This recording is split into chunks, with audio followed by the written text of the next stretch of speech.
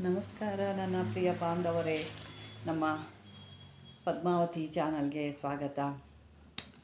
ಬಾಂಧವರೇ, ಇವತ್ತು ನಾವು ನೋಡ್ತಿರೋ ಅಂಥದ್ದು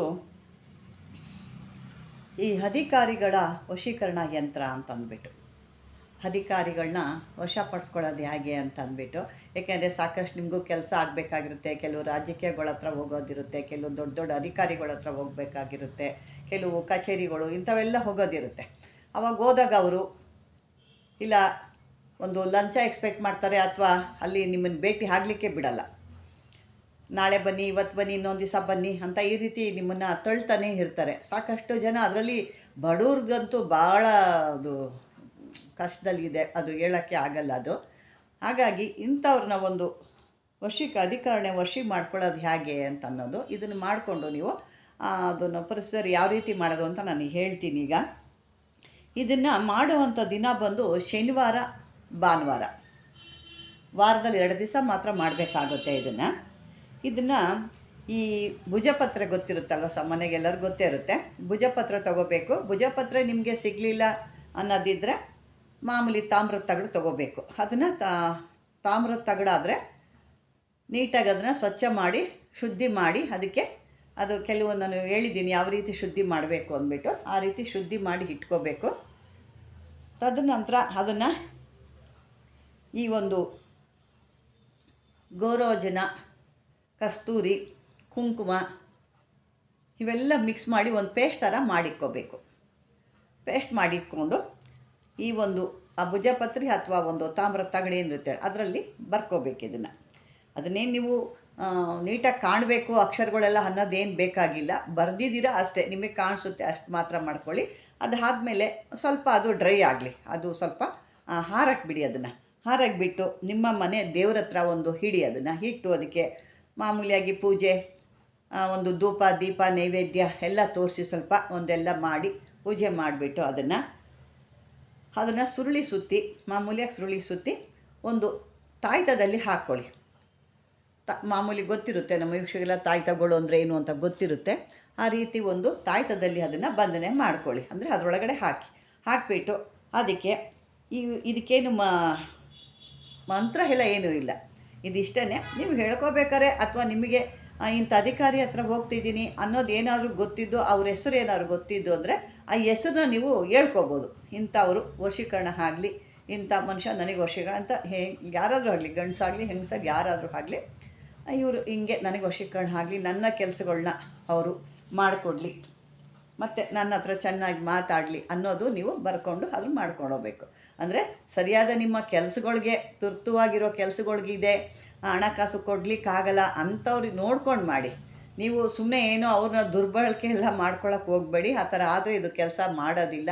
ನಿಮಗೆ ಅವಶ್ಯಕತೆ ಇದೆ, ಆ ಅಧಿಕಾರಿಯಿಂದ ನಿಮಗೆ ಅವಶ್ಯಕತೆ ಇದೆ ಅನ್ನೋದಿದ್ದರೆ ಮಾತ್ರ ಅವರು ಭಾಳ ನಿಮಗೆ ಟಾರ್ಚರ್ ಕೊಡ್ತಾ ಇದ್ದಾರೆ, ಕೆಲಸ ಮಾಡಿಕೊಡ್ತಾ ಇಲ್ಲ. ಬಂದಾಗೆಲ್ಲ ಆಫೀಸ್ ಹೊರಡೆ ಇದ್ದರೂ ಕೂಡ ಇಲ್ಲ ಇಲ್ಲ ಅಂತ ಹೇಳಿ ಕಳಿಸ್ತಿರ್ತಾರೆ. ಕೆಲವರಂತೂ ಇದ್ದರೂ ಕೂಡ ಇನ್ನೊಂದು ದಿವಸ ಬಾ, ಇನ್ನೊಂದು ದಿವಸ ಬಾ, ಇನ್ನೊಂದು ದಿವಸ ಈ ರೀತಿ ತಳ್ಕೊಂಡು ಬರ್ತಾ ಇರ್ತಾರೆ.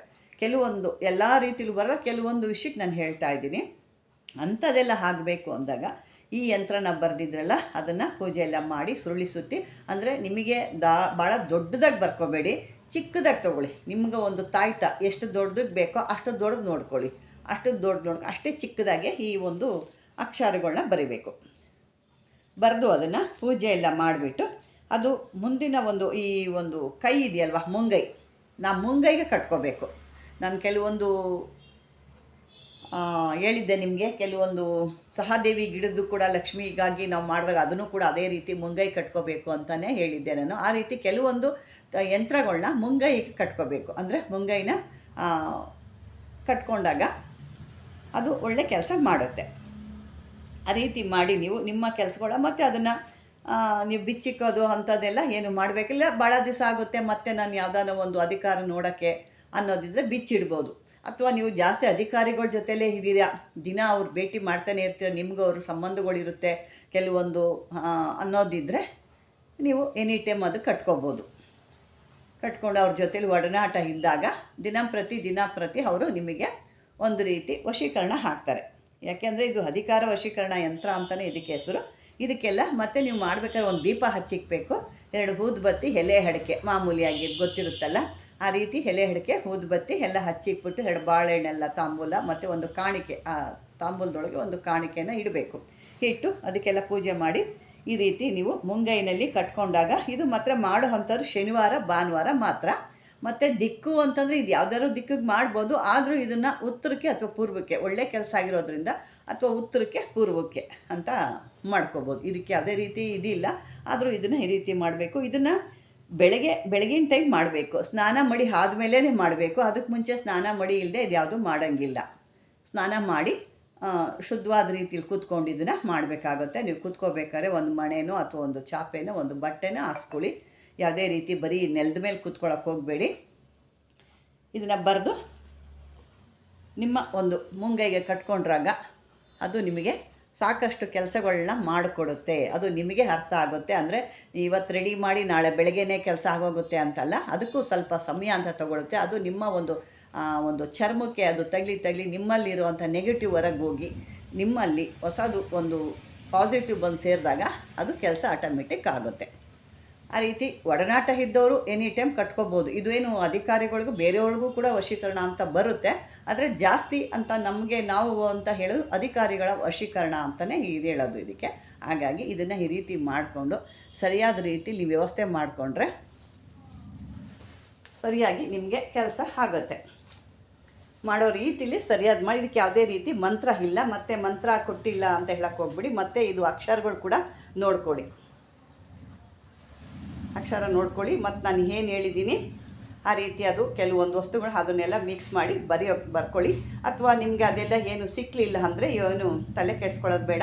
ಪೆನ್ ಇರುತ್ತಲ್ಲ, ಆ ಪೆನ್ನಲ್ಲಿ ಒಂದು ತಗಡಲ್ಲಾದರೆ ಅದಕ್ಕೆಲ್ಲ ನೀವು ಪೆನ್ನಲ್ಲಿ, ಅಂದರೆ ಖಾಲಿ ರೀಫಿಲ್ ಪೆನ್ ಇರುತ್ತೆ ಅದರಲ್ಲಿ ಒತ್ತಿ ಬರಿಬೋದು. ಅಂದರೆ ತೂತು ಹಾಕಬಾರ್ದು, ಅದನ್ನೆಲ್ಲ ಹೋಲ್ಸೆಲ್ಲ ಮಾಡಿ ಅದು ಅರಿಯೋ ರೀತಿ ಮಾಡ್ಕೋಬಾರ್ದು, ಸರಿಯಾದಿಲ್ಲಿ ಮಾಡ್ಕೋಬೋದು. ಯಾಕಂದರೆ ಇಂಥ ವಸ್ತುಗಳು ಹಾಕಿದಾಗ, ಯಾಕೆಂದರೆ ಗೋರೋಜಿನ ಅಂದ್ರೇ ವಶೀಕರಣ, ಹಾಗಾಗಿ ಅದನ್ನು ಹಾಕ್ಕೊಂಡಾಗ ಇನ್ನೂ ಸ್ವಲ್ಪ ವಶೀಕರಣ ಇರುತ್ತೆ.